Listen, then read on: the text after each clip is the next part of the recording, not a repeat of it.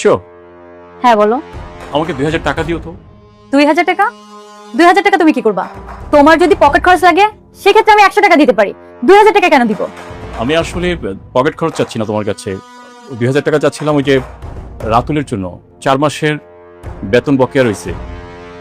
ও আজকে আমাকে বলতেছিল তো, মানে ওর বকেয়া টাকাটা না দিলে নাকি ওকে পড়াবে না। আমি চাকরি করে তোমার ছোট ভাইয়ের পড়াশোনার খরচ চালাবো, তোমার সংসার চালাবো, তোমার পকেট খরচ চালাবো, সবকিছু আমি একা করবো? আর তুমি গায়ে বাতাস লাগিয়ে ঘুরবা? তুমি এইভাবে বলতেছো কেন বুঝলাম না বিষয়টা। আজকে আমার 2 মাস চাকরি নাই।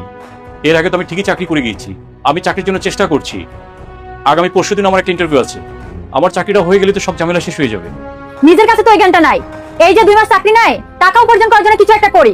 পুরুষ মানুষের কত কাজ আছে। তুমি একটা রিকশা চালাতে পারো না? একটা অটো চালাতে পারো না? আমি অটো চালাবো, রিক্সা চালাবো? হ্যাঁ চালাবে। আমি তোমার কাছে ক্ষমা চেয়ে দিছি। অনেক বড় ভুল করে ফেলেছি তোমার কাছে টাকা চেয়ে। আচ্ছা, তোমার কি একটা কথা মনে আছে? কি কথা?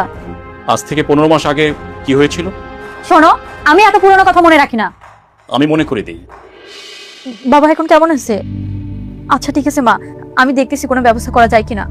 কি হয়েছে? হঠাৎ করে বাবা নাকি বুকে ব্যথা হচ্ছে, ওনাকে মেডিকেলে ভর্তি করছে। মা এখন আমাকে টাকার জন্য বলতেছে। টাকা তো আমাদের কাছে না, টাকা কোথায় পাবো এখন? আচ্ছা, ওই যে তোমার কাছে আমি 30,000 টাকা রাখতে দিয়েছিলাম, হ্যাঁ। তুমি ওই টাকাটা এখন পাঠিয়ে দিই। ওই টাকাটা দাও। ওই টাকা তো তোমার না, ওই টাকা তো তোমার অফিসের একজনের। উনি যদি হঠাৎ করে টাকা খুঁজে। আরে তুমি দাও তো, আমি ওকে বুঝিয়ে নিব। আর যদি বেশি প্রয়োজন হয় আমি বেতন পেলে ওকে টাকাটা দিয়ে দিব। বাবা আগে সুস্থ হোক, তাই না?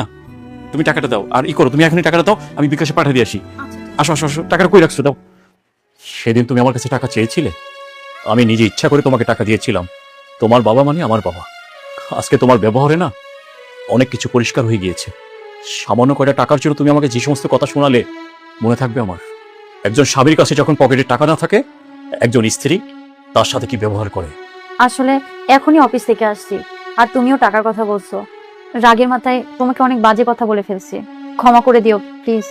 আমার কাছে এখন 1500 টাকা আছে, বাকি টাকা তোমাকে আমি পরশুদিন বেতন পাইলে দিব। লাগবে না ওটা?